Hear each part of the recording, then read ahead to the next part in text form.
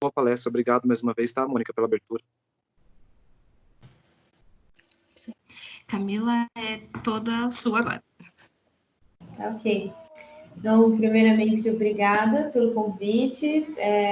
Como eu falei pela manhã, eu acho que essa é uma oportunidade que, ao mesmo tempo, estamos todos numa situação muito delicada, em algumas famílias em maior medida, outras famílias em menos, mas todos passando por um momento razoavelmente de sofrimento, digamos assim. Essa palavra é meio forte, mas eu acredito que a gente possa usá-la.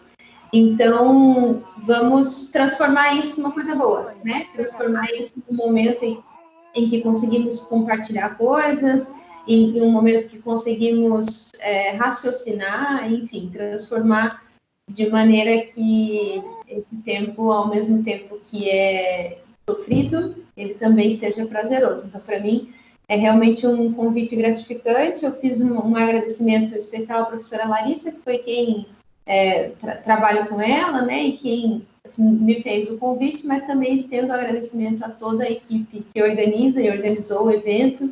Esse tipo de evento, mesmo sendo online, nesse formato diferente, sempre é um desafio, né, sempre tem várias nuances, então, quem já organizou algum evento na vida sabe como isso não é fácil, então, agradeço e parabenizo, né, a organização do evento por esse momento. Acho que preciso aproveitar a oportunidade também para parabenizar os profissionais, né? Ontem foi o dia do enfermeiro. Sei que tem muitos profissionais de enfermagem ou aspirantes a, né? Que eu já considero como sendo, porque a escolha já fez. Né? O que falta é só uma questão técnica.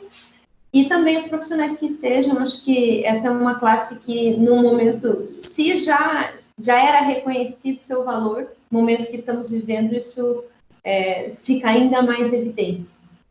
Então, parabenizo aí a todos e todas pelo seu dia no dia de ontem, e acho que esse evento como um todo, essa semana, é para celebrar tudo isso, né? Bom, eu me chamo Camila, como a professora me apresentou, sou médica veterinária, eu fiz meu doutorado e meu pós-doutorado com epidemiologia na USP. E aí já aproveito para começar a pegar o gancho da fala que eu vou fazer, né?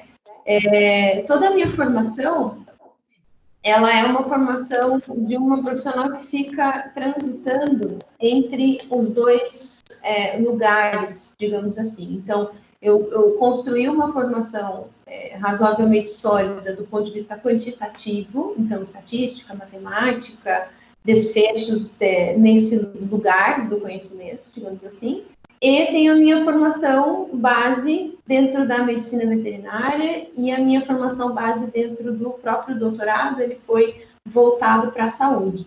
Então, hoje, eu trabalho nos desfechos de interesse da saúde, como é o Covid-19 que nós vamos falar nesta palestra de hoje, e mais de saúde humana e animal ao mesmo tempo. Então, na universidade, na UFG, eu dou aula de saúde coletiva também, me parece que tem uma turma de saúde coletiva, né, dentro do público-alvo do evento. Eu dou aula também de saúde coletiva e na linha da saúde única a gente trabalha bastante, né, então, desfechos de saúde que tenham as diversas espécies envolvidas, a gente está interessado. E, ao mesmo tempo, então, desfechos relacionados à saúde, ao mesmo tempo, a coisa quantitativa. Então, gráfico, tabela, entender como é que os números podem explicar os desfechos de saúde, como é que os desfechos de saúde se comportam em relação aos números. Então, fico transitando entre esses dois lugares. Claramente, eu percebo, então, que as pessoas têm um pouco, lógico, dentro da área da saúde, uma certa dificuldade de entender e olhar um gráfico, olhar uma tabela. E, ao mesmo tempo, o estatístico de formação, matemático, enfim, de formação, tem uma dificuldade de olhar para um desfecho biológico, um desfecho de saúde e ter esse olhar um pouco mais ampliado. Então, eu brinco que tem dias que eu estou com um pezinho um pouquinho mais na saúde, tem dias que eu estou com um pezinho um pouquinho mais na matemática, um pouquinho mais na saúde, e a gente fica intercalando nesses lugares todos. Eu vou fazer aqui, então, um compartilhamento da minha tela, aí só preciso que alguém me dê um ok de que a tela está sendo projetada e aí eu continuo. Já dá para ver a sua tela, Camila. Tá ótimo. Então, essa fala, ela vem de uma experiência que nós estamos tendo aqui no município de Ponta Grossa, com um trabalho com os dados de Covid-19 e na construção de modelos preditivos. E aí, quando a professora Larissa me convidou, eu falei, olha, quem é o público-alvo, né, do evento, como é que vai ser? Ela falou, olha, cursos da área da saúde em geral e profissionais da área da saúde. Eu falei, olha, então eu acho que vale a pena a gente fazer uma fala que seja um misto. Então, um misto do ponto de vista conceitual, do que é um modelo preditivo, o que é um modelo preditivo, o que é a construção de uma curva epidêmica, independente do contexto Covid, né? E aí, sim, uma segunda parte falando sobre a experiência Covid especificamente. Então, essa é uma fala que tem uma mistura, para o pessoal que dos cursos da área da saúde aí, tem uma mistura das disciplinas de metodologia de pesquisa, metodologia científica, tem uma mistura da bioestatística, que é aquela que a maioria fica com os cabelos em pé, né, e tem dificuldade. Tem um pouquinho de epidemiologia, claro, né? Então, curvas epidêmicas e o conceito dessas ações. E aí tem um pouquinho de cálculo também, né? Então, o pessoal tem um pouco mais de familiaridade com as questões exatas, vai ver ali umas derivadas e tudo mais, mas eu não vou entrar no mérito concreto desta parte, mas sim no mérito dos modelos preditivos propriamente dito, das curvas epidêmicas e da experiência Covid.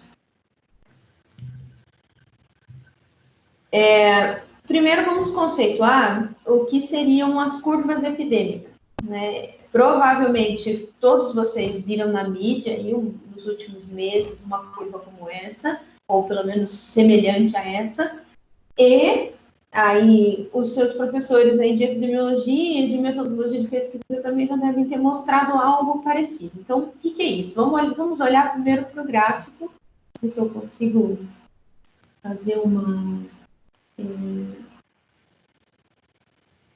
inteira. Aí. Então, vamos olhar primeiro para o gráfico para entendê-lo, né? Uma curva epidêmica normalmente serve para explicar uma epidemia, né? Então, ela vai ter sempre no eixo X, alguma associação de tempo. Isso pode ser dias, pode ser semanas, pode ser mês, pode ser ano, da forma como você estiver olhando naquele momento, mas sempre um referencial de tempo. E no eixo Y, sempre um referencial dos casos. Então, pode ser número bruto de casos, pode ser número de casos novos, pode ser número de óbitos, pode ser incidência, né, no período. Então, sempre vai ser uma referência aos casos no eixo Y e uma referência de tempo no eixo X. Muito bem. Por que a gente está falando que isso aqui é uma curva epidêmica? Né? Aí eu vou voltar lá no conceito do que seria uma epidemia, o que seria uma endemia, o que é um surto. A gente fala que uma epidemia está acontecendo quando o número de casos daquele fenômeno biológico, veja, não estamos falando nada de Covid por enquanto ainda, né? É maior, então o número de casos é maior do que o esperado para aquela situação, para aquela população, para aquela área geográfica. Como assim o número esperado? Se nós estamos falando de uma doença nova, o número esperado é 0.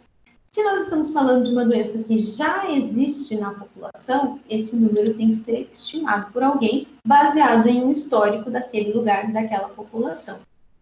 Normalmente, quando a doença existe na população, ou seja, ela ocorre com uma certa frequência ao longo do tempo, nós vamos chamar de endemia e não de epidemia. Então, esse é um conceito que a mídia erra todo o tempo. Então, todo ano, a mídia entra lá por novembro, dezembro, e fala assim, a epidemia de dengue este ano está maior do que a dos outros anos. A epidemia de dengue, o número de casos... Opa, peraí, vamos ver o que é isso, né?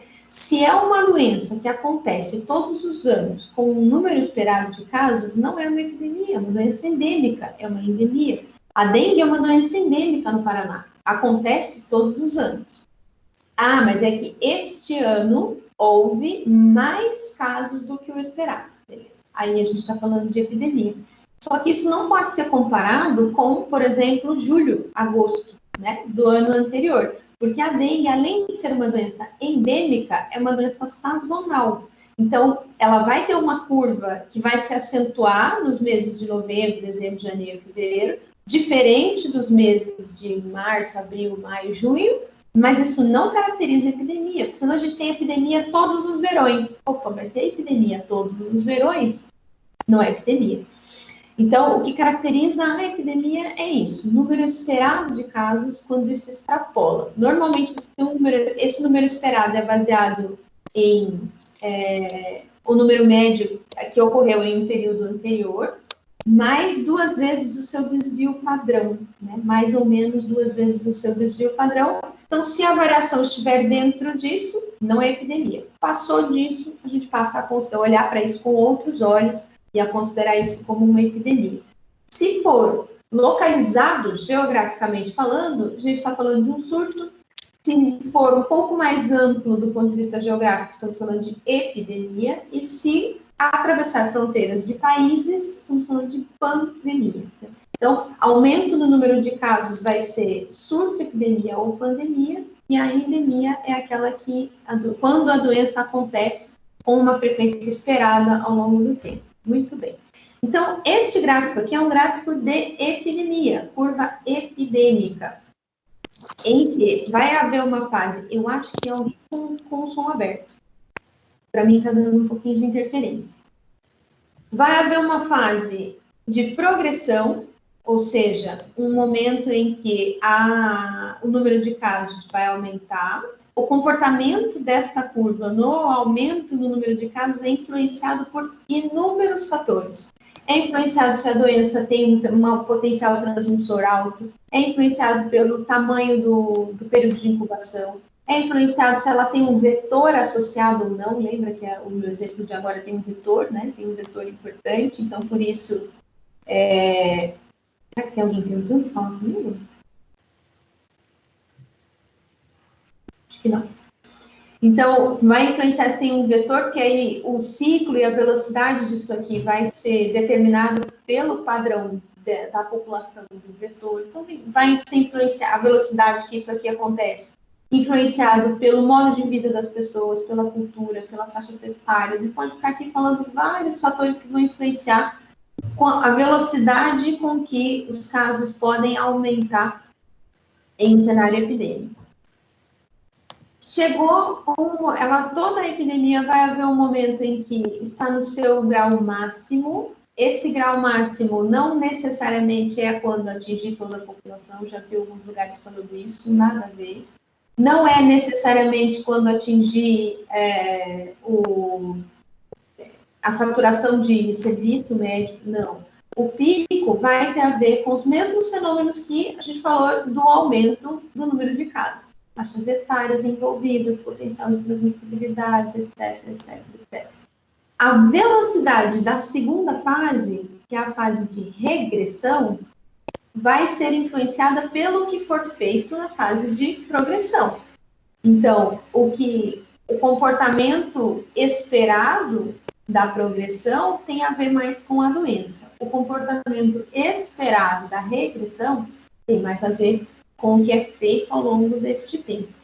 E aí todas elas vão chegar em algum momento que ela vai passar. Se ela não passar, se os casos continuarem em um número constante ao longo do tempo, nós estamos falando de uma doença que parecia que teria um comportamento epidêmico e, na verdade, ela ficou na população de forma endêmica. Ou não, ou ele decai ao longo do tempo. Pode, inclusive, não zerar, né? Você pode ter picos epidêmicos dentro de uma doença endêmica. Então, ao final da epidemia, ela não chega a zerar, mas ela diminui bem.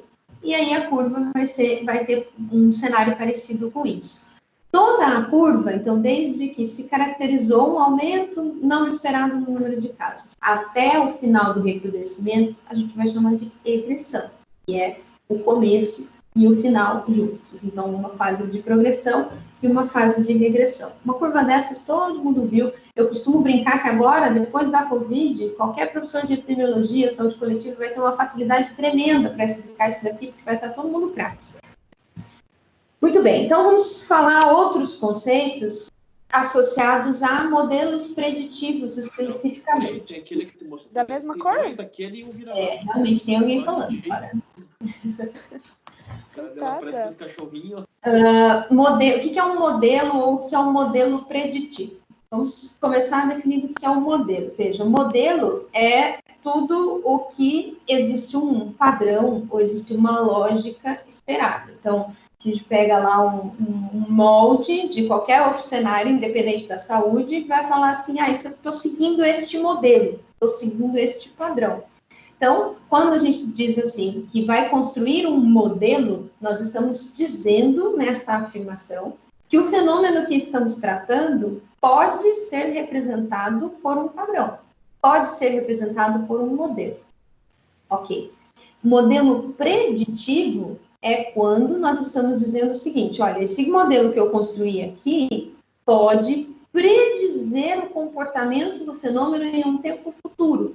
Então, é pegar uma primeira fase, que é essa fase 1 aqui desse slide, pegar esses dados históricos do volume que você conseguir, então, anos anteriores, dias anteriores, semanas anteriores, mas no volume que você conseguir, incluir funções matemáticas, algoritmos, que definam como é que foi este comportamento e vai criar um modelo. Beleza. Então, um modelo, do ponto de vista matemático, geralmente, inclusive, isso se materializa na forma de uma equação. Então, a gente consegue criar uma equação que explica o comportamento daqueles dados históricos que eu analisei.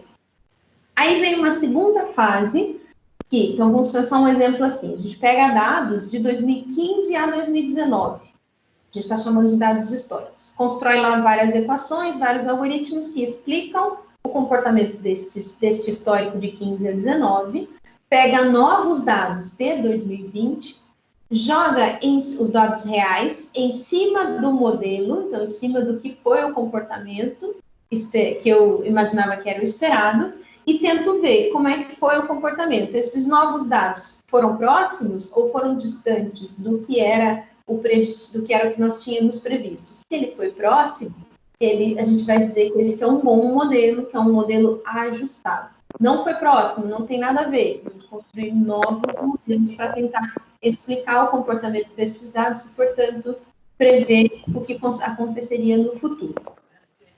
Outra forma de explicar a mesma coisa, e um termo que vocês devem ter visto aí também já em outros contextos, é o machine learning, né? Ou o treinamento, aprendizado de máquina. O que é isso? É um modelo preditivo, só que é um modelo preditivo que vai aprendendo ao longo do tempo, em tempo real. Então, ao invés de ser um cenário estático, como aquele que eu falei, de eu pegar um dado histórico, construir um modelo, e aí fazer o dado real bater com o modelo, isso fica se alterando à medida em que as coisas vão acontecendo em tempo real. Então, é como se você colocasse vários conjuntos de dados diferentes para um algoritmo aprender com aqueles dados, e à medida em que os dados vão acontecendo, à medida que os cenários vão acontecendo, esse modelo vai sendo ajustado. É o que acontece com todos nós em vários contextos. Então, todas as propagandas que vocês recebem nas redes sociais de vocês, por exemplo, é machine learning, é modelo preditivo. Então, é alguém que construiu um modelo a partir do seu comportamento, que você mesmo alimentou ali no seu celular ao longo da sua vida. Ele vai dizer assim, olha, eu acho que essa pessoa está interessada em comprar uma cama. Eu acho que essa pessoa está interessada em comprar um guarda-roupa. E aí, ele vai ficar jogando ali as sugestões para você. À medida em que você não se interessa por aquelas coisas, ou à medida em que você se interessa por aquelas coisas, você ajusta esse modelo. Então, a máquina vai aprendendo com o seu comportamento.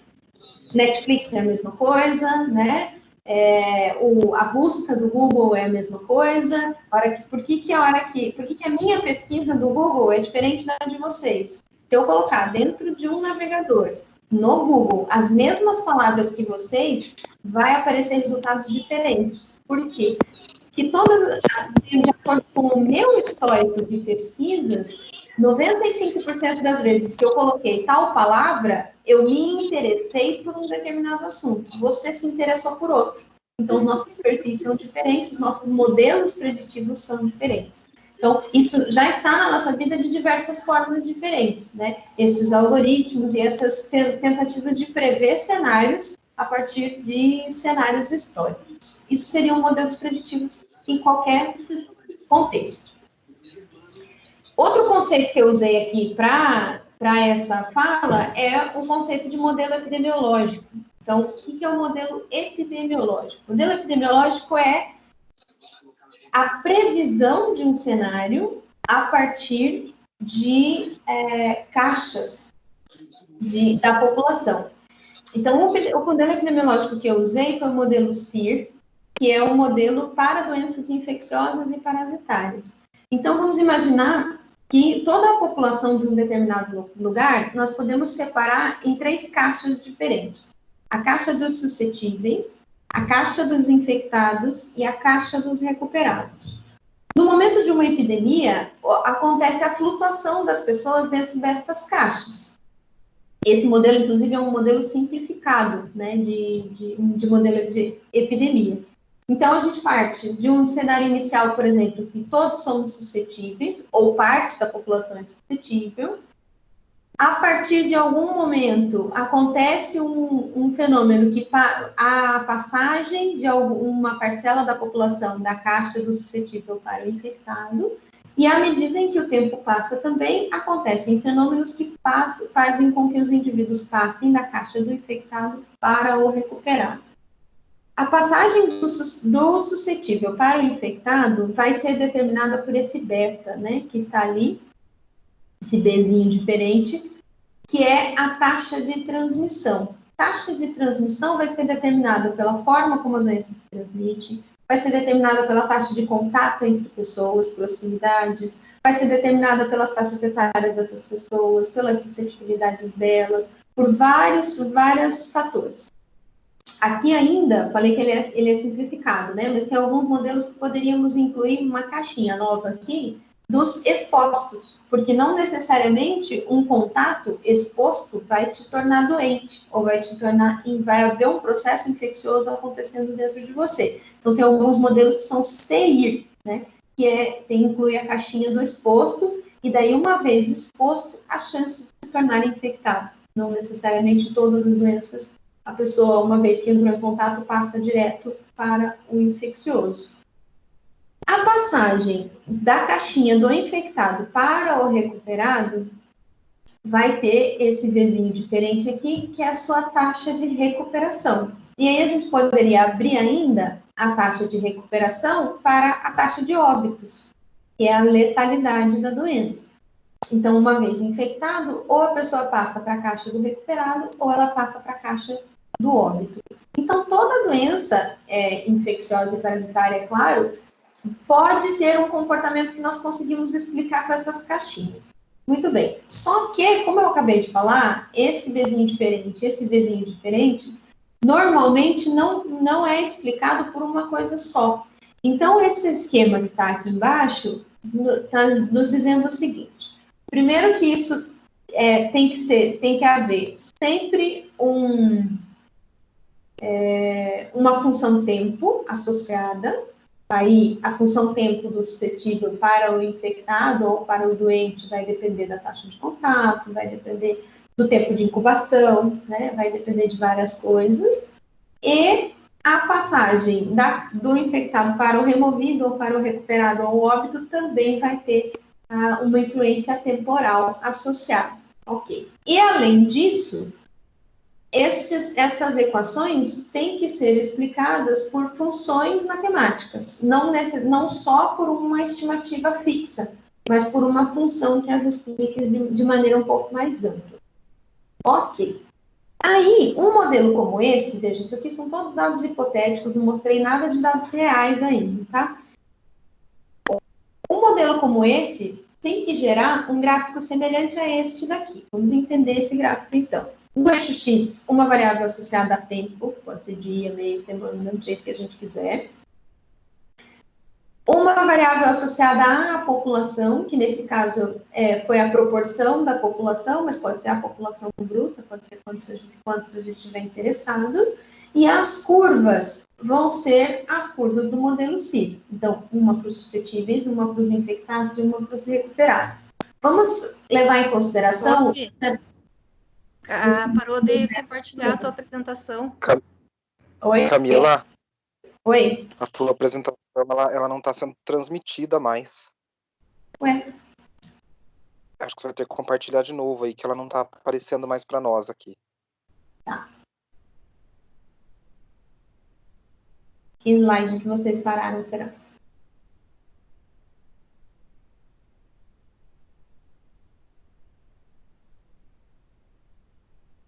Oi? Oi? Sim, agora tá aparecendo. Apareceu. Qual slide será que vocês pararam? Das curvas do modelo? Foi nesse aí mesmo, aham. Tá bom. Beleza. Esse mesmo. Isso. Aham, isso mesmo. Obrigada. Eu não tô vendo ninguém, né? Então é ótimo que alguém me dê um alô, porque eu tô falando sozinha. Camila, Oi. tá me escutando, Camila? Tô. Professor... Então, naquele slide anterior ali, só não quero interferir, né? Só para não esquecer também depois no final, eu só não entendi daquela caixinha do infectado. Por que ele volta lá para aquele pontinho? É para equação? Como é que é? Caixinha do infectado, por que ele volta? Ó, pode ver que daí tem o arco orientado ali, que ele volta lá. Modelos, Susceptível. perfeito. Alguns modelos, o infectado pode se tornar suscetível outra vez. Tá, entendi. Alguns não, mas alguns sim. Tá, No nosso entendi. caso, eu nem, no caso dos dados que eu vou mostrar para vocês, eu nem modelei isso porque ninguém sabe isso ainda, né? Mas isso aqui é um esquema genérico, né? Então, ele pode voltar da caixa de infectados para ser suscetível de novo. É como se fosse um ciclo vicioso, então. Em alguns cenários, sim. Tá, entendi. Obrigado, desculpa. Então, o comportamento das curvas, ele precisa aparecer um gráfico semelhante a este daqui. Então, vamos entender, olha lá. Primeiro, a linha preta, ele está partindo, esse exemplo aqui, está partindo de um cenário de que mais ou menos 90% da população inicia a epidemia suscetível. Aí ele já tem uma certa parcela da população infectada, para esse cenário que ele está dando de exemplo aqui, e nenhum recuperado. À medida que o tempo passa, ocorre o pico da doença, então ocorre o pico dos infectados, e à medida em que o tempo passa também, os recuperados vão aparecendo e os suscetíveis vão diminuindo. Neste caso, o número de suscetíveis chegou a quase zero. Não necessariamente... Não, achei, é só... em todos os seus cenários. Acho que você deixou seu áudio aberto, professor. Não necessariamente isso vai acontecer em todos os cenários. Não é o meu. Então, normalmente... Pessoal, só por favor, fecha o áudio. Não é o meu, Camila, deve ser de algum aluno aí, por favor. Obrigado. Foi. Acho que agora deu. Então, o comportamento dentro da epidemia, se for explicado pelo modelo epidemiológico CIR, ele vai ter um comportamento parecido com esse. Não necessariamente exatamente com essas flutuações, porque a velocidade e a intensidade e a angulação das curvas vai ser dependente de fatores intrínsecos de cada doença. Ok, então vamos passar da fase conceitual e vamos começar a falar dos dados que nós fizemos, os modelos para o Ponta Grossa. Esse aqui foi o primeiro modelo que nós fizemos. Eu nunca sei se é comigo ou se é só interferência. Esse aqui Professora foi... Camila, tem gente com só um o pouquinho. microfone ligado e eu não estou conseguindo entender. Professor Luiz. Só um pouquinho, então. Deixa eu dar um recado, então. Peraí, gente. Então, assim, ó, eu e a professora Mônica vamos, desculpe, Camila, só um pouquinho, fazendo um parênteses aí, eu e a professora Mônica vamos começar a monitorar quem está com o áudio aberto e a gente vai tirar da sala, porque a gente está falando desde o começo da apresentação, que é para manter o áudio fechado, então, por gentileza, tomem esse cuidado, até porque o palestrante precisa se concentrar na hora de poder passar a informação. Então, áudio aberto agora, eu e a professora Mônica vamos verificar e vamos tirar da sala, por favor. Fui. Então, esse foi o primeiro modelo que nós construímos com dados de Ponta Grossa. O que nós fizemos? Até nós fizemos uma divulgação parcial aí, assim que nós fizemos. Vamos olhar primeiro, vou pedir para vocês primeiro olharem a tabela que está do lado direito. Então, a primeira coluna da tabela são os dias. São dia 1, dia 2, dia 3 e assim por diante. A segunda coluna é o número de casos real do município de Curitiba. Então, o primeiro dia de Curitiba, eles notificaram 5 casos, né? E aí isso foi assim por diante. A terceira coluna é o coeficiente de incidência acumulada real do município de Curitiba a cada 1 milhão de habitantes. Então, 2,59, etc, etc. Isso é o real. Aí, o que eu fiz? Peguei esse coeficiente de incidência e fiz uma projeção, ou seja, construí uma equação que explicasse este coeficiente de incidência para o município de Curitiba. Aí, então, a próxima coluna diz assim, previsão do modelo para a incidência acumulada de Curitiba a cada 1 milhão de habitantes. Então, o modelo que eu consegui construir chegou num coeficiente de incidência para Curitiba, e daí, por exemplo, como eles começaram direto com 5 casos, provavelmente esses 5 foi atraso, né, de notificação, o modelo balizou um pouquinho, ó, nos primeiros dias ele previu um pouquinho menos, e aí depois ele foi prevendo um pouquinho melhor. Então, penúltima coluna, desculpa, da tabela, é a previsão do modelo para número de casos de Curitiba. Então, daí a gente compararia a penúltima coluna com a segunda coluna. Aí, com este coeficiente de incidência de Curitiba, eu fiz uma projeção para o número de casos de Ponta Grossa. Então, seria, se Ponta Grossa tivesse um comportamento proporcionalmente parecido com Curitiba, essa seria a previsão. Então, ainda chegaríamos no 15º dia com 13 casos, ou em torno de 13 casos. Essas previsões nunca são exatamente precisas.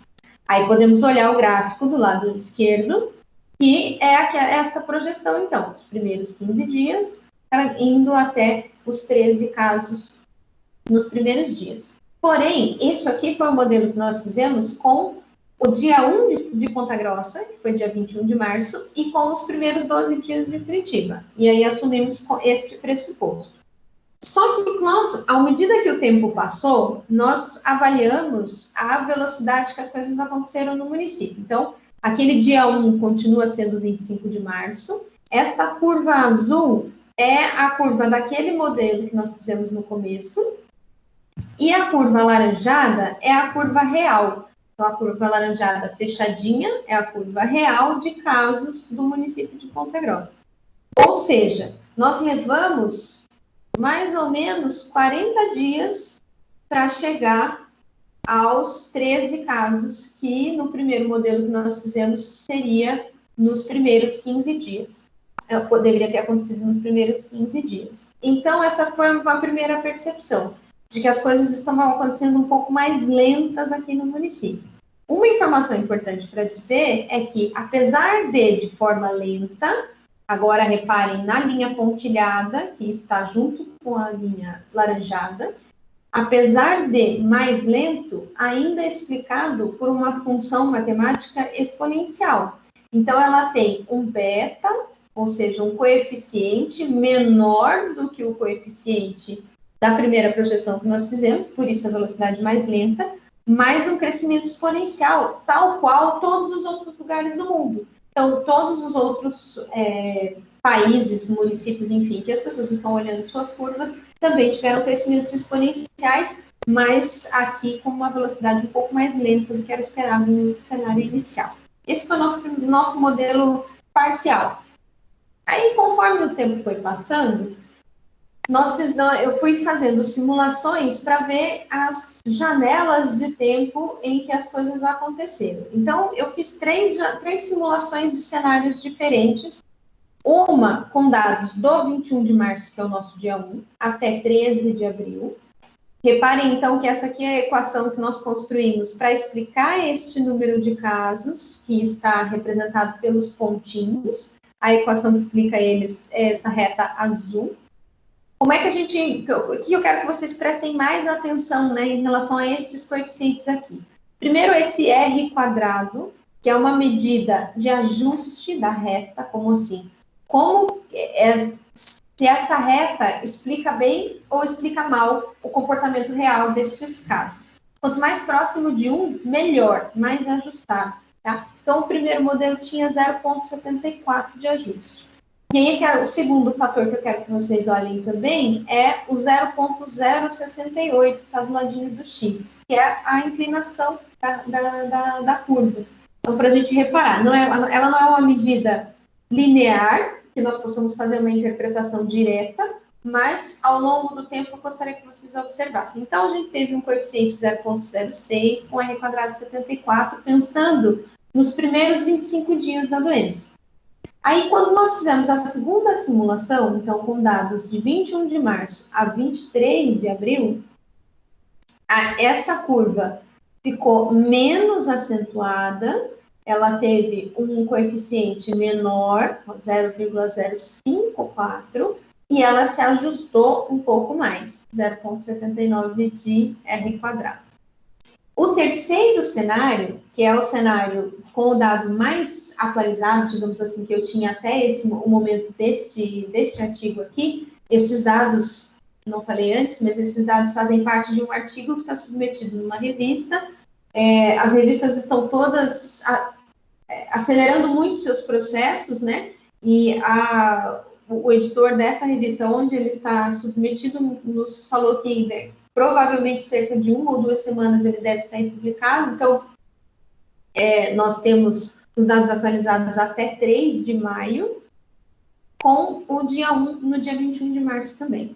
Repare que houve uma flutuação de novo no tal do beta, né, no coeficiente, muito próximo ao segundo cenário, mas o ajuste foi muito melhor. Então, 0,89. Todos com diferença estatisticamente significativa, ou seja, todos podendo ser explicados.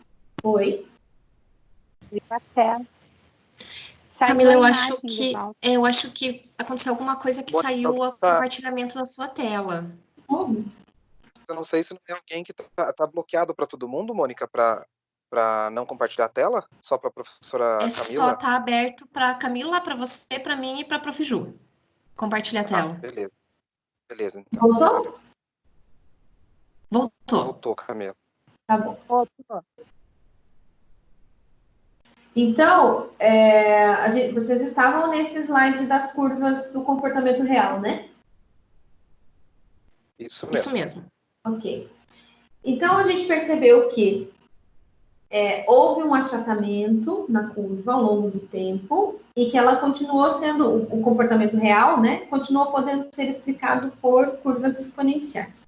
Aí, nós pegamos este comportamento real e fizemos os mesmos 3 cenários para um modelo CIR, daqueles que eu mostrei para vocês ali antes. Uma coisa interessante da gente falar é que eu ouvi algumas pessoas falando até, nossa, mas que olha quanta coisa está sendo criada para a Covid-19, nunca tinha visto uma coisa como essa, etc. Veja, o modelo CIR foi criado em 1927. Na década de 20, as pessoas já estavam tentando explicar epidemias com modelos parecidos com esse, ou explicar o comportamento de doenças infecciosas e parasitárias com modelos como esse. Então, eu acho fantástico que as pessoas estão tendo acesso a esse tipo de dados neste momento, mas sempre lembrar que isso são conceitos dentro da área de epidemiologia que são usados para várias doenças diferentes.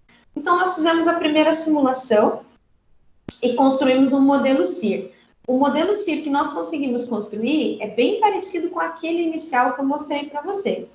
Então, eu gerei, são várias curvas, como essa que está do lado direito do slide, Nós começamos com a curva cinza de suscetíveis em torno de 350 mil pessoas, que é a população de Ponta Grossa, e com, no nosso dia 1, um indivíduo infectado e 0 recuperados.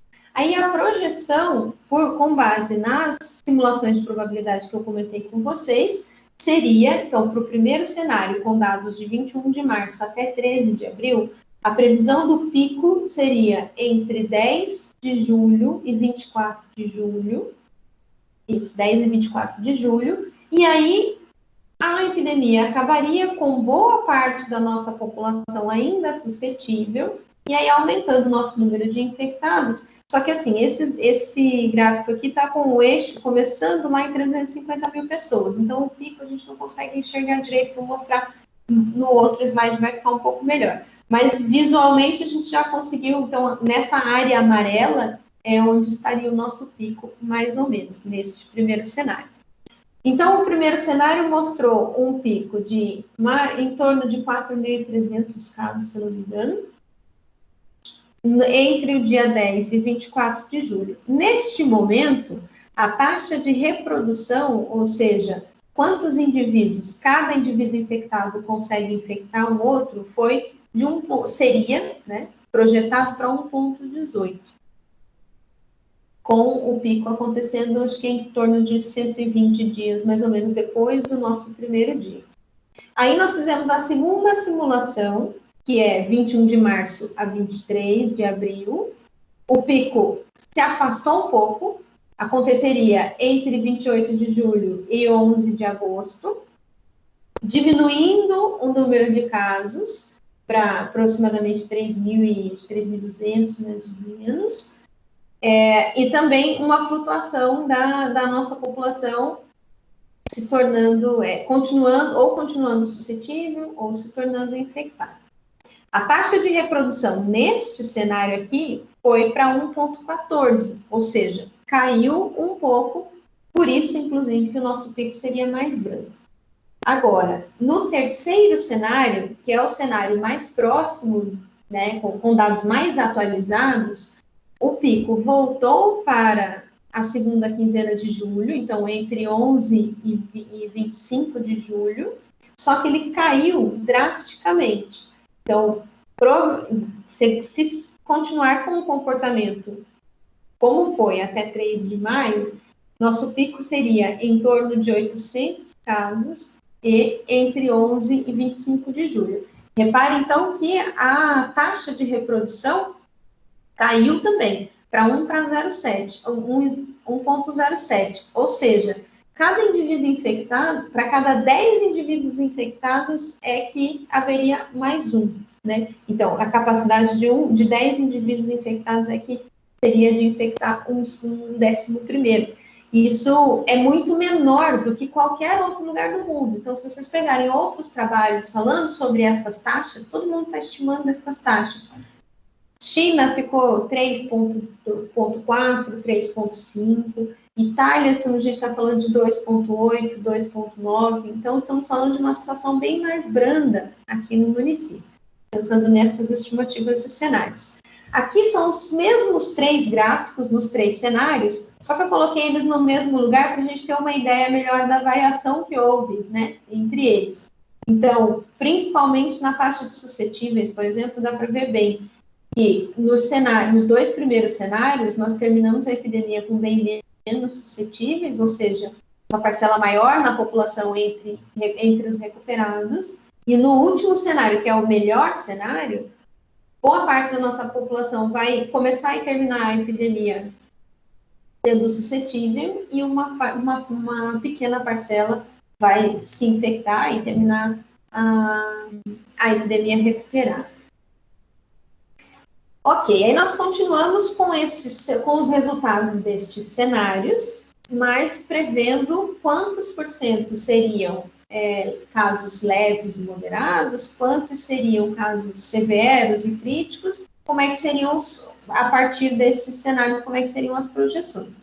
Então, esses gráficos aqui são dos mesmos cenários, nas mesmas simulações de cenários, mas com a curva vermelha, com o total ou meio rosinha, né? com o total de casos, a verde, quantos por cento deles seriam leves e moderados, e a azul, os severos e críticos. Essas estimativas são baseadas na literatura, tá? Então, como foi o comportamento dos casos em outros países, e o percentual de leves e etc., e projetando para como seria aqui no município. Claramente, né, o último cenário ainda o melhor cenário de todos, então, com o comportamento da janela toda, seria o melhor, pensando em assistência, pensando em necessidade hospitalar, né, a menor porção das pessoas precisaria, já levando em consideração como foi o último cenário.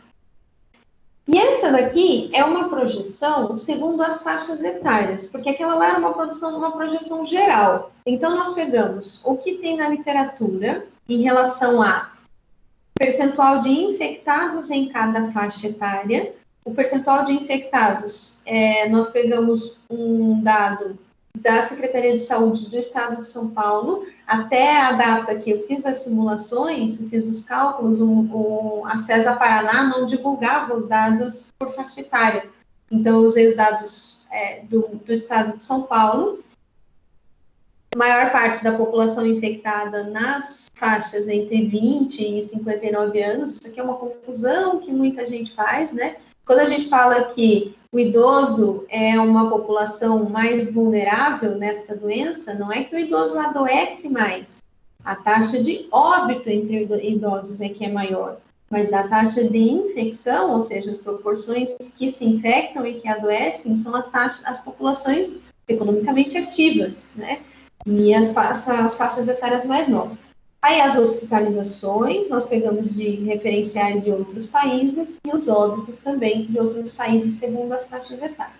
Projetando aqueles 3 cenários, 1, 2 e 3, segundo cada uma das faixas etárias, para casos, para hospitalizações e para óbitos, nós tivemos esta tabela. Eu vou mostrar para vocês só do melhor cenário.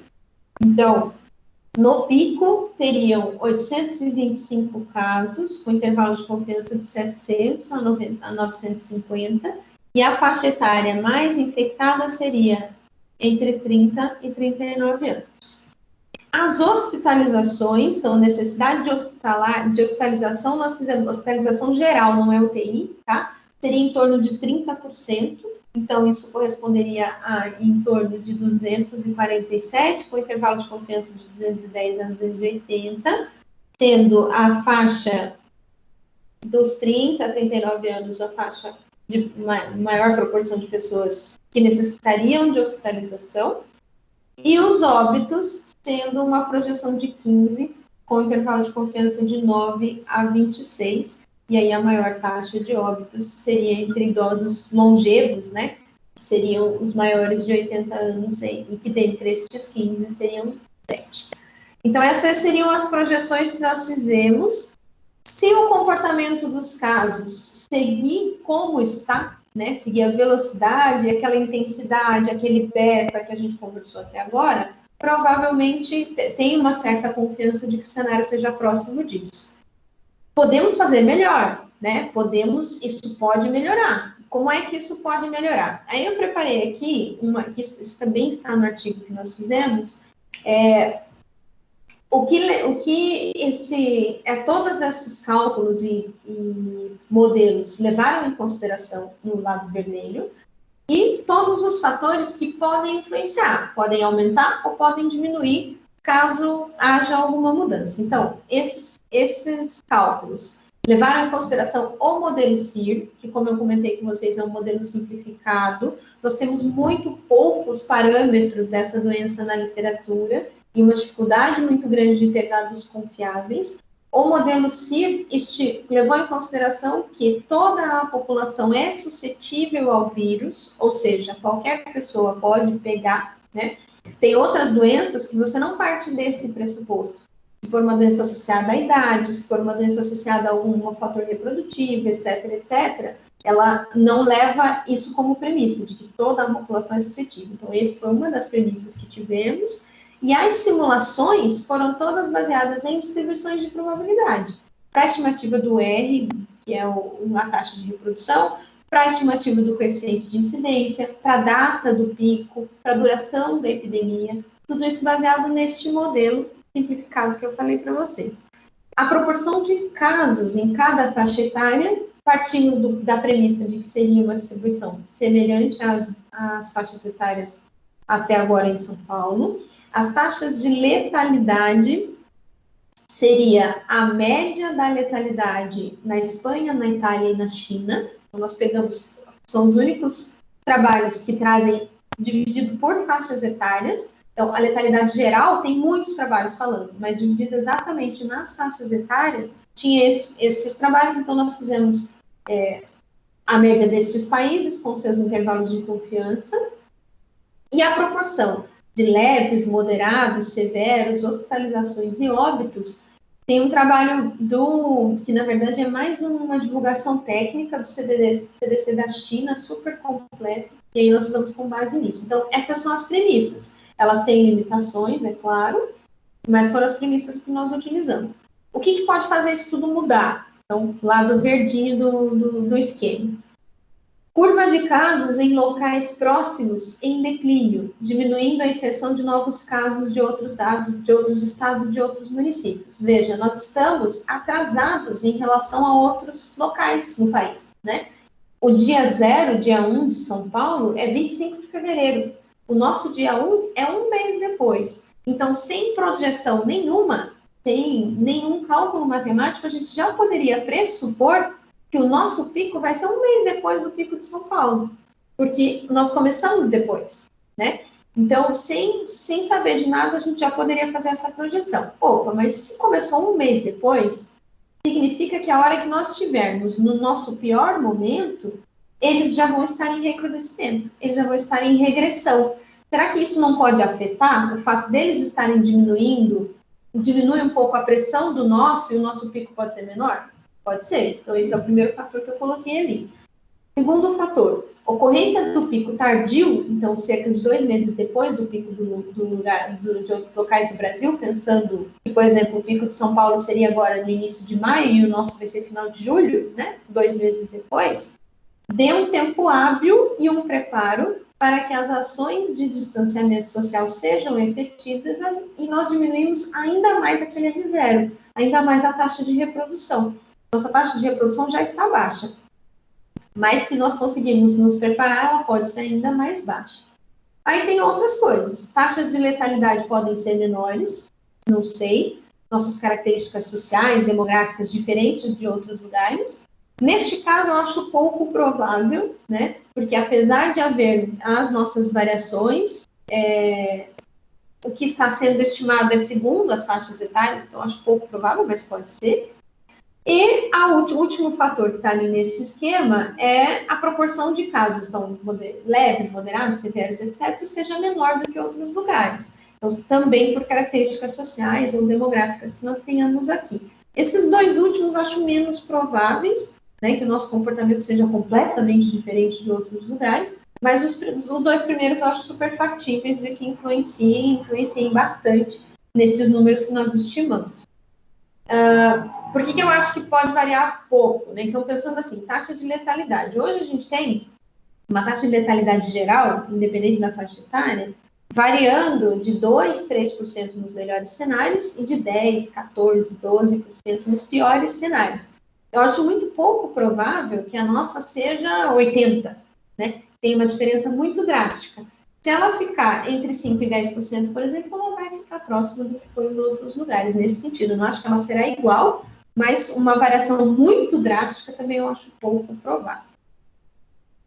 Então, como considerações finais, a gente pode falar disso tudo? Que a incidência acumulativa de casos em Ponta Grossa nos primeiros 44 dias foi menor do que em outros grandes centros. Isso nós já podemos afirmar que a nossa curva, o nosso beta, o nosso coeficiente exponencial foi menor do que em outros lugares do país e até do mundo. O crescimento pode ser explicado por uma curva exponencial. Então, apesar de diferentes intensidades, ainda o comportamento está semelhante, proporcionalmente semelhante a outros lugares. O pico de casos ocorrerá aproximadamente 120 dias depois do primeiro caso e quase 4 meses depois do início da epidemia no Brasil. Isso nos dá um atraso favorável, né? Porque é um atraso que nos dá a chance de uma preparação melhor. A redução de casos por medidas protetivas pode reduzir a carga simultânea de atendimento a pacientes severos e críticos. Isso todos estão falando a todo momento, né? Queremos que as ações achatem as curvas, né? E o estudo mostrou que o município terá mais tempo para se preparar, para implantar suas ações, e que isso pode ser aplicado, talvez, a municípios de mesmo porte. Então, essa foi uma coisa que nós levantamos. Nós temos visto muita coisa, quem tem pesquisado e tem analisado dados de outros lugares, tem visto muita coisa, mas muito focado nos grandes centros. Estudos em municípios menores, de médio porte, como é o caso de Ponta Grossa, ou até mesmo de pequeno porte, tem muito pouca coisa sendo feita. E o comportamento nesses locais tende a ser diferente mesmo do que nos grandes centros. Vamos pensar, então, do ponto de vista de densidade demográfica, né? Eu falei para vocês que a progressão da curva, ela é influenciada por taxa de contato entre pessoas. Um lugar que a densidade demográfica é enorme, que as pessoas estão muito próximas, que é baixa, desculpe, e que as pessoas estão muito próximas, a taxa de contato é muito maior do que num município em que as pessoas estão mais distantes geograficamente. Então, pode nos dar um indicativo de que esse comportamento de fato seja diferente em outros municípios de mesmo porte. Quais são as nossas intenções daqui para frente? Então, continuar fazendo essas simulações de cenários, né? Os cenários podem mudar a todo momento, isso tem sido uma constante em todas as pessoas que estão tentando fazer projeções. É uma doença que tem muito pouco parâmetro na literatura, então tudo muito tateado, né, muito inconstante, e aí para que em algum momento consiga-se fazer uma tomada de decisão com base nas projeções para o retorno e para as nossas atividades. Uma coisa que nós não conseguimos fazer ainda foi avaliar os casos em si, porque isso aqui são dados, acho que vocês repararam, mas todas as nossas fontes de dados do município são da CESA, então são da Secretaria de Estado. Uma outra análise que poderia ser feita era entender monitorados, suspeitos, confirmados e recuperados de fato, então analisar os dados do município em si. E uma coisa que ainda não foi feita também é a questão geográfica.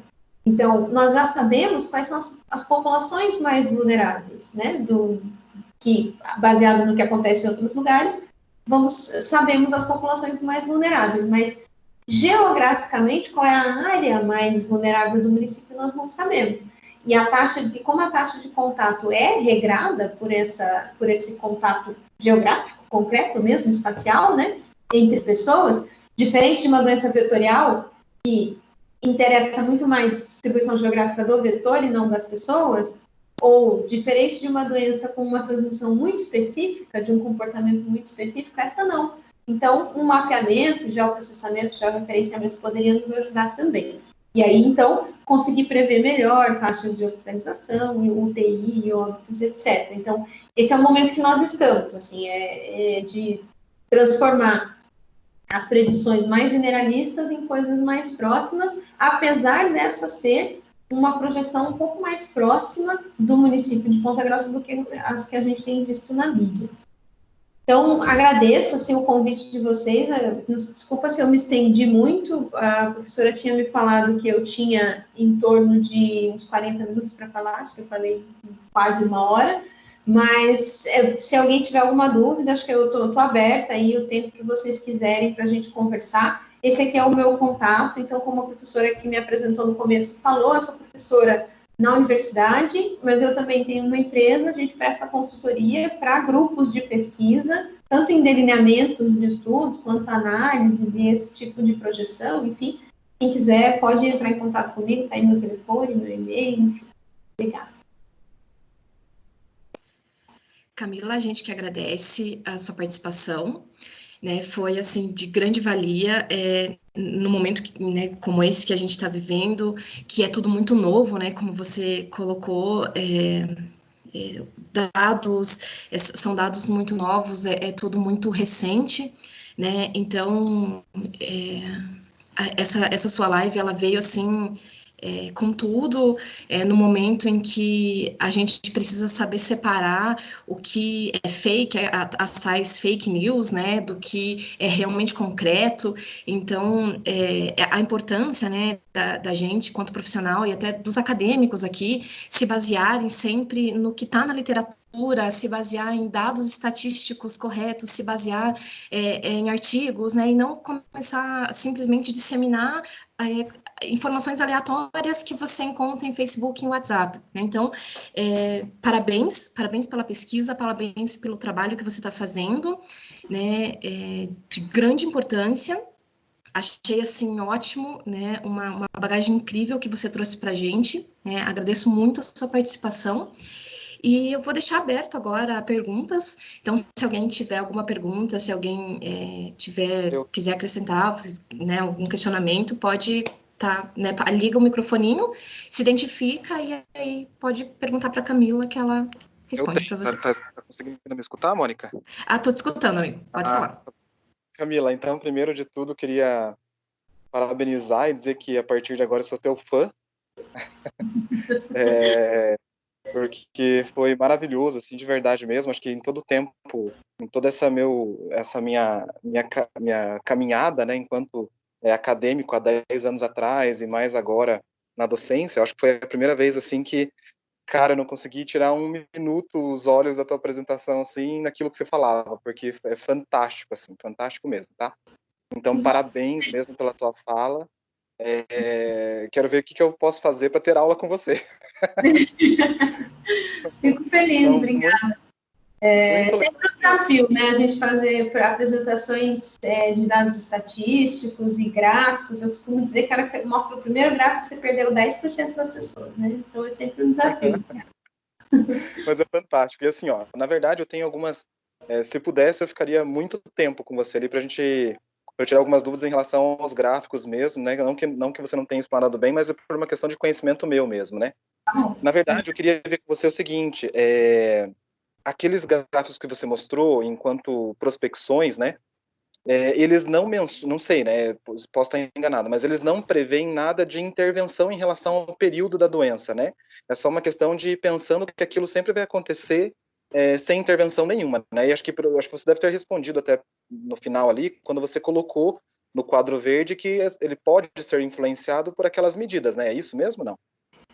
É isso. Ele é baseado no que aconteceu nos dias em que ele foi avaliado. Então, assim, eu estou supondo que o primeiro cenário que nós fizemos seria o comportamento esperado caso as intervenções fossem fracas ou que elas não acontecessem, porque foram os primeiros dias da doença.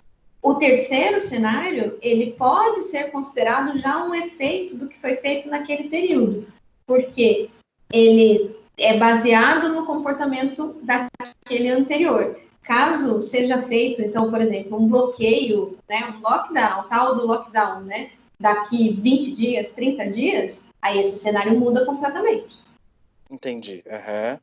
Não, é bem interessante porque são coisas assim que até, eu não sei se vocês têm alguma parceria em relação com o pessoal da epidemiologia, ou prestam essas informações para a prefeitura ou não?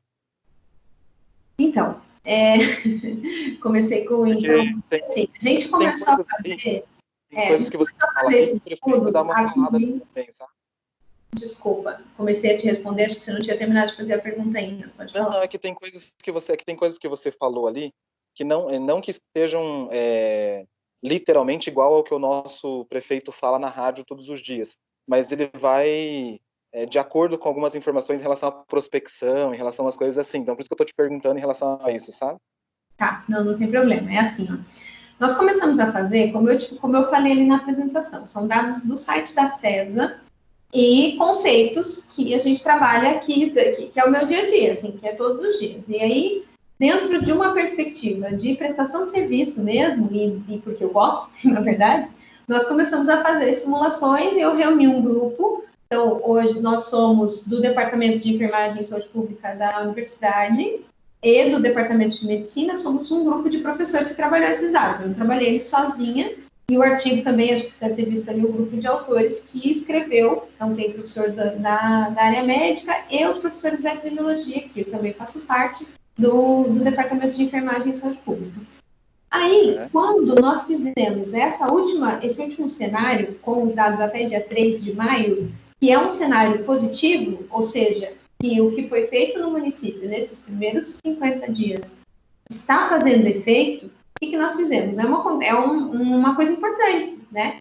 Então, nós, por intermédio da Fundação Municipal de Saúde, nós fizemos uma conversa com o prefeito, isso na segunda-feira da semana passada, onde eu fiz uma apresentação semelhante à que eu falei para vocês agora, menos técnica, mas semelhante a mostrando as mesmas coisas. E aí, infelizmente, houve uma confusão, porque o prefeito gostou muito dos dados, mas ele saiu por aí dizendo que a doutora Camila mandou fechar o comércio, né?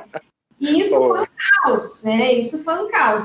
Jamais eu falei isso em nenhum momento. A gente conversou depois, eu falo isso abertamente, publicamente, porque realmente na live dele, no dia seguinte, ele pediu desculpas a todo mundo, né? Ele falou que não foi isso, que essa foi uma interpretação dele do cenário, de que as coisas estão boas e que, portanto, ele podia mudar de atitude, mas em nenhum momento o nosso estudo provou isso, né? E aí, inclusive, eu até fiz uma consideração que é interessante do seguinte: a gente está vivendo um cenário confortável em relação a outros municípios. E isso pode ser efeito do que foi feito nos primeiros dias.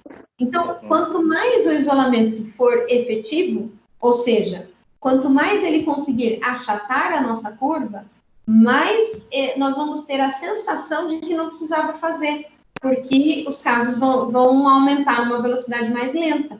E é o objetivo, só que as pessoas ficam com a sensação de que não está, olha aí, nem tem Covid em Ponta Grossa, não precisava estar fazendo nada disso. Então, realmente é uma visão bem dualista, assim, muito difícil de lidar. Mas sim, nós demos, esses dados estão nas autoridades e a gente está trabalhando todos juntos, mas eu sei aí que na semana passada houve um burburinho na rádio, então foi bem difícil. É verdade, não, a gente escuta e acaba entendendo que tem alguma fonte por trás disso e que bom que são fontes confiáveis, né? Então, nesse sentido que eu até te pergunto. E ali, por sinal, no finalzinho da sua fala ali, você acabou falando em relação até a questão de mapeamento de alguns grupos, né? Em relação a gente não conhece quais são as áreas de risco, tal. Então, eu penso que talvez isso poderia até ser mediado, e só que é um trabalho, isso dá uma trabalheira desgraçada, porque é muita coisa, tentar firmar uma parceria mesmo com a atenção primária, que tem todos esses dados de área e microárea, né? E tem até um feedback em relação a quem é que faz parte daqueles grupos, em relação a hipertenso, diabético, talvez Claro. Nesse sentido também pudesse adiantar alguma coisa, né? Ajudar até a fechar esses dados para ficar mais exatos ainda, né? Então, era mais isso mesmo. Sem dúvida nenhuma, exatamente. Essa é a nossa intenção daqui para frente. Estamos engatinhando para conseguir esses dados agora. Que bom, mas as minhas dúvidas eram essa mesmo. Mas, mais uma vez, parabéns pela fala mesmo, foi fantástica, de verdade mesmo. Estou muito feliz por ter a oportunidade de ter te escutado hoje. Parabéns. Obrigada. Eu tenho uma pergunta. Ok. Eu não te vejo. Maria. Eu. Então, na verdade não é uma pergunta, é uma dúvida. Eu vi você falando aí da parte do prefeito, que ele acha que está tudo bem. Eu tenho uma grande preocupação, que eu trabalho no hospital municipal, e hoje passou quase 150 pessoas por lá. Tipo assim, todo numa sala, a maioria tirava a máscara para falar um com o outro, e realmente a gente está bastante exposto, assim, eu fiquei bastante preocupada, sabe?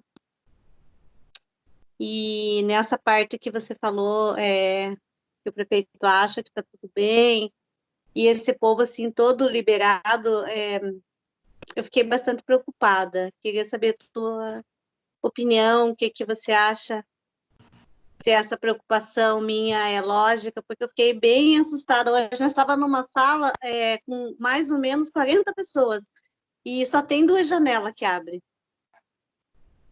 A gente está, do ponto de vista do estudo, né, da matemática da coisa que eu apresentei para vocês hoje, o comportamento só será da forma como, né, nós previmos se o comportamento das pessoas, o comportamento dos casos, né, só será da forma como nós previmos se o comportamento das pessoas não mudar. Se o comportamento das pessoas mudar e as ações e as estratégias forem com outra abordagem, provavelmente o comportamento dos casos também vai mudar. Né? Essa é uma coisa importante para dizer.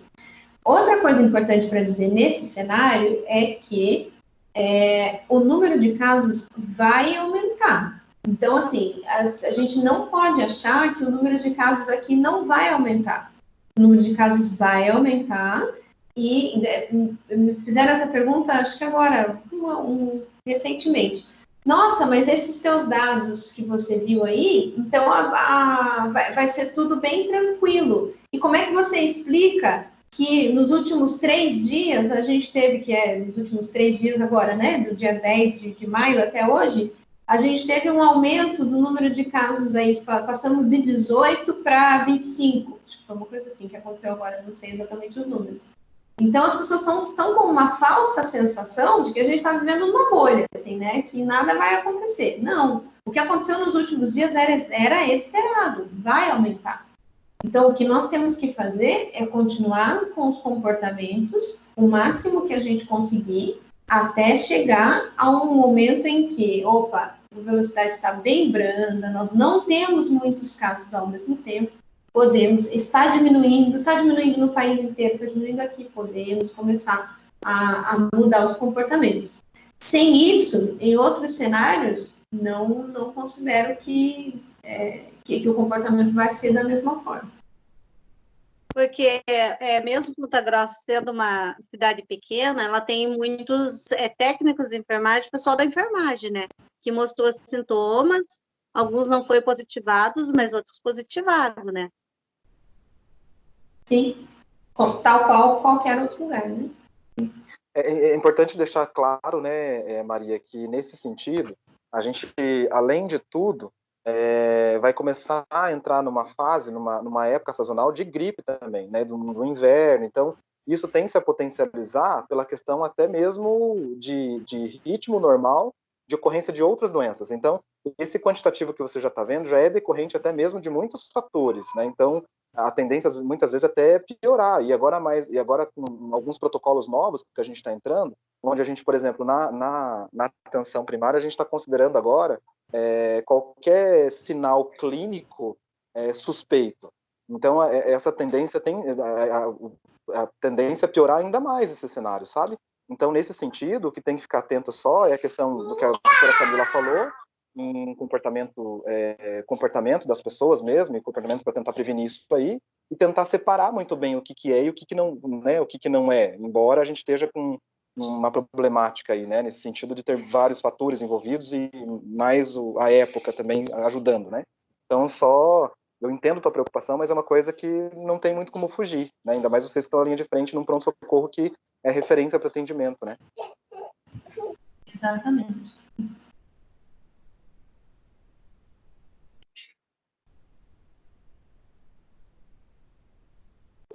Posso fazer uma pergunta? Claro. Boa noite. Acho que ninguém me conhece aí no grupo, com exceção da Jucimari. Eu sou externo à comunidade da Unopar e eu queria fazer 2 colocações. Eu recebi o convite para assistir a palestra porque é um tema que me chama atenção. Eu sou basicamente alguém que não tem nada a ver com a área da saúde, mas que gosta muito de estatística. Eu sou engenheiro agrônomo e trabalho com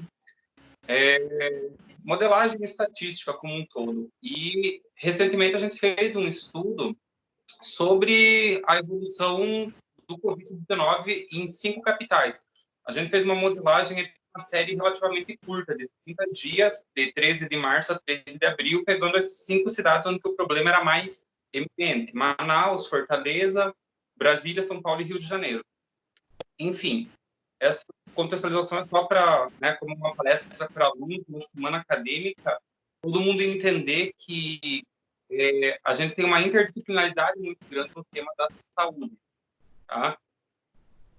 Nesse caso, o que eu gostaria de colocar para você, assim, num primeiro momento, é que eu gostaria de que você fizesse um comentário, nesse caso de modelos, sobre o problema que a gente tem da importação de resultados de modelos de outros países. Por que eu estou colocando isso? Há um certo resultado, né, em literatura científica que fala que aumento de temperatura tende a diminuir a transmissão de Covid, por exemplo, né, do SARS-CoV-2.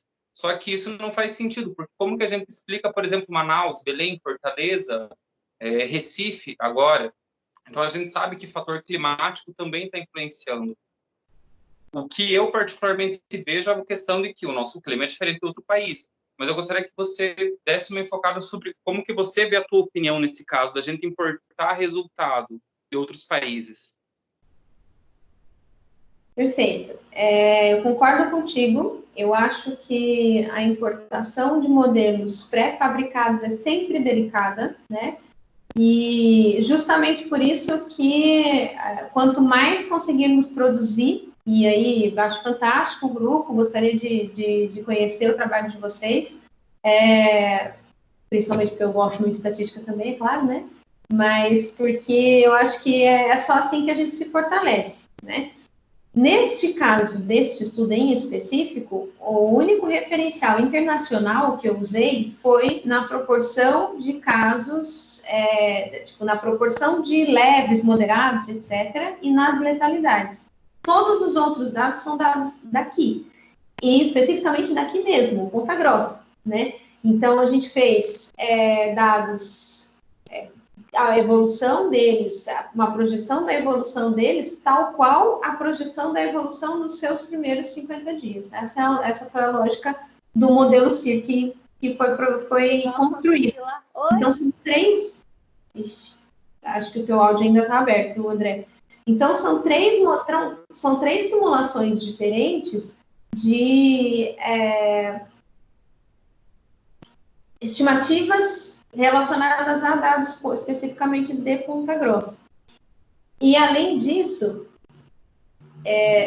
a questão de climática, eu discordo totalmente de qualquer estudo que diga que haja uma associação de temperatura com Covid. Nós não temos condições de ter um parâmetro consistente para isso ainda. Não tem.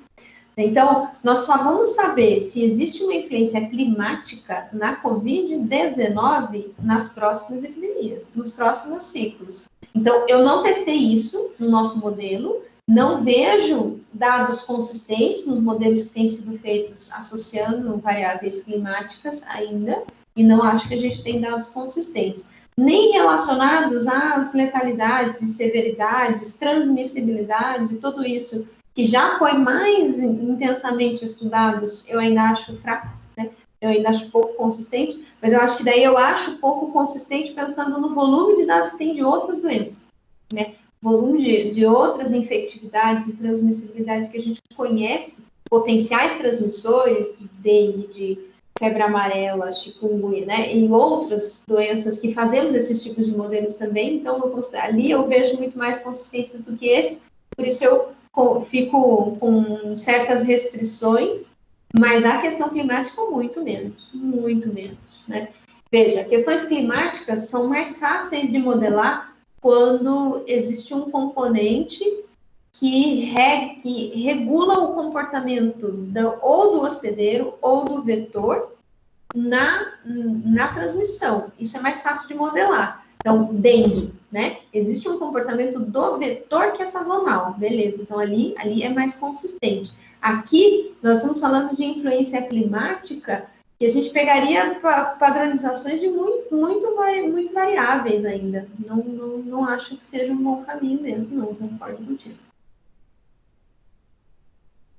Pois é exatamente isso, porque essa dialética que eu abordei é só para colocar, por exemplo, um pouco das discussões que a gente tem no momento agora, afrouxamento de medida de distanciamento, ou enfim, sobre como isso é problemático, porque a nossa maior dificuldade foi exatamente a inconsistência dos dados. mas a gente tem alguma coisa nossa, então a gente tentou fazer algo. O problema foi que, por exemplo, não conseguimos fazer um modelo preditivo. Tanto é que, tipo assim, chegou um momento que eu gastei 4 dias da minha vida para tentar modelar 5 cidades, eu simplesmente desisti, porque não ia chegar um modelo preditivo. Então, ok. Tenta trabalhar com o defeito, mas mesmo assim, certas relações que valem a pena ser exploradas. Mas eu acho que isso é um tema importante para a gente sempre trazer para a discussão, e até mesmo que eu ouvi agora há pouco uma fala a respeito de fake news e tudo mais, porque isso acaba sendo veiculado como fake news, por exemplo. Eu recebi muito isso, por isso que a gente acabou desencadeando o porquê nós não fazermos um estudo, já que o grupo, né, de pesquisadores em questão tem massa científica e tem massa crítica para isso. Para chamar atenção para os alunos como um todo, nunca se publicou tanto algum assunto quanto Covid-19. Se vocês jogarem no Google, vai ser o tema mais em alta, porque todo mundo está publicando. Só que a gente realmente, lendo, eu não sei até que ponto que a gente tem informação da cultura científica confiável mesmo. Por exemplo, esses estudos que mencionam clima trabalham com séries históricas de 2 dias. O trabalho mais citado é um trabalho chinês que tem dados de 2 dias. Ok, pegou e analisou 100 cidades, mas são apenas 2 dias. Então, a gente tem inconsistências muito grandes para, por exemplo, tomar alguma medida com base em clima. Muito obrigado, assim, por você explanar isso, porque, como eu mencionei, eu não sou da área da saúde, mas eu sou um ser humano, né? Então, eu sou suscetível à doença também. Eu acho que isso é importante da gente trazer sempre nas discussões, e os estudantes, enquanto da área da saúde, eu acho que é importante terem a compreensão de que o problema é muito maior e as nossas não respostas, ou as respostas incertas, são muito maiores do que qualquer ferramenta que a gente tem até o momento. Muito obrigado, e eu vou entrar em contato com você depois, Camila. Obrigada a você, te aguardo.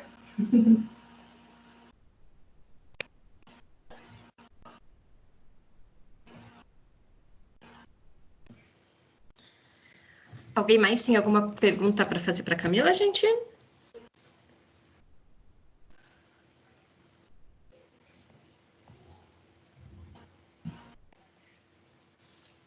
Não? Então, eu okay. tenho. Tem? Quem? Peraí, quem? Cadê? Ju? Ju. Tudo bem, Camila? Parabéns pela sua palestra. Achei muito enriquecedora e de grande valia, né, para a população e para a comunidade, né, aqui da Unopar. Principalmente que como a gente tem, né, muitos técnicos trabalhando na área, então eu acho que isso deu uma clareada, né, nos nossos alunos. E eu queria saber desse modelo que você trabalhou. Eu também, como André, sou engenheira agrônoma e dou aula lá junto com o pessoal da enfermagem. Uhum. Se esse modelo que você usa, ele pode ser ampliado para, por exemplo, né, dentro da agronomia, para plantas. E se eu consigo colocar esses fatores, como vocês comentaram ali, quando o André perguntou, de dados climáticos, uma vez que em plantas, né, as doenças, né, com maior potencialidade, são doenças fúngicas que são muito influenciadas pelo microclima, né, dentro da lavoura. Se eu consigo fazer isso para usar o CIR para a planta. Obrigada pelos elogios, primeiro. Eu acho que sim. Eu nunca fiz, confesso para você.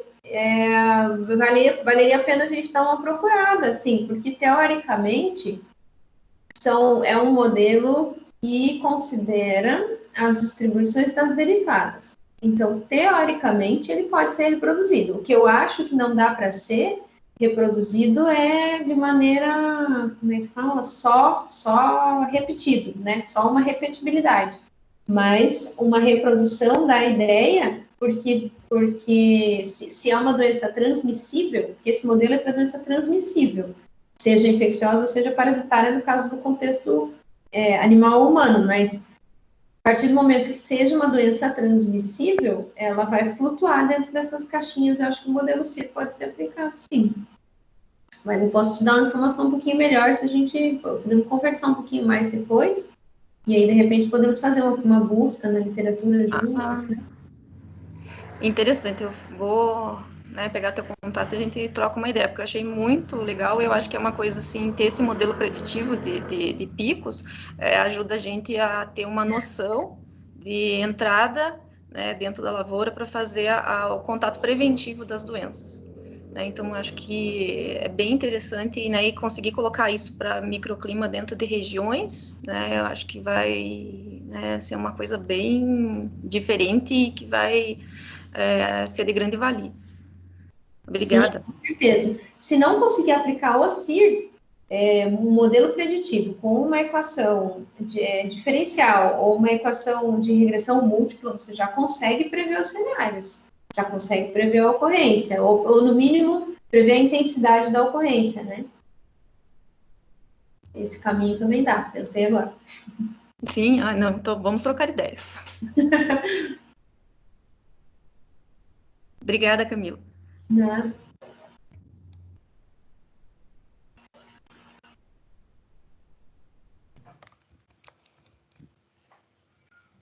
Muito bem. Bom, Camila, gostaria de te agradecer de novo pela sua participação, a te dar parabéns pela sua palestra. A Larissa acabou de me mandar uma mensagem falando que é seu aniversário hoje, então quero te dar parabéns também pelo seu aniversário. Obrigada. Parabéns, palestra, felicidades. Né? Exatamente, Obrigada. felicidades, né? A gente palestra que foi muito boa, parabéns pela palestra pelo seu aniversário. E... Trabalhando em isolamento, né? Exatamente, trabalhando em isolamento. Obrigada. E, né, te agradecer, muito obrigada mesmo por ter trazido essas informações que foram, nossa, de grande valia mesmo, gostei bastante também de tudo que você trouxe para a gente, com certeza aumentou a bagagem aqui de todo mundo, tá? Obrigada Muito a vocês. obrigada mesmo. Se vocês quiserem, estou à disposição outros momentos, outros dias, vamos conversando. Tá joia. Tá Gente, bom? obrigada pela participação de todos, obrigada professores, obrigada Ju, obrigada os alunos aqui da Unopar, obrigada aos meus alunos, obrigada ao pessoal da FATEB que esteve aqui presente, tá? E é isso aí, amanhã a gente tem o último dia da semana de enfermagem, tá? Espero todos vocês aqui para a gente poder encerrar todos juntos, tá? Beijo para todo mundo, boa noite e nos vemos amanhã. Tchau, tchau, pessoal. Tchau, tchau.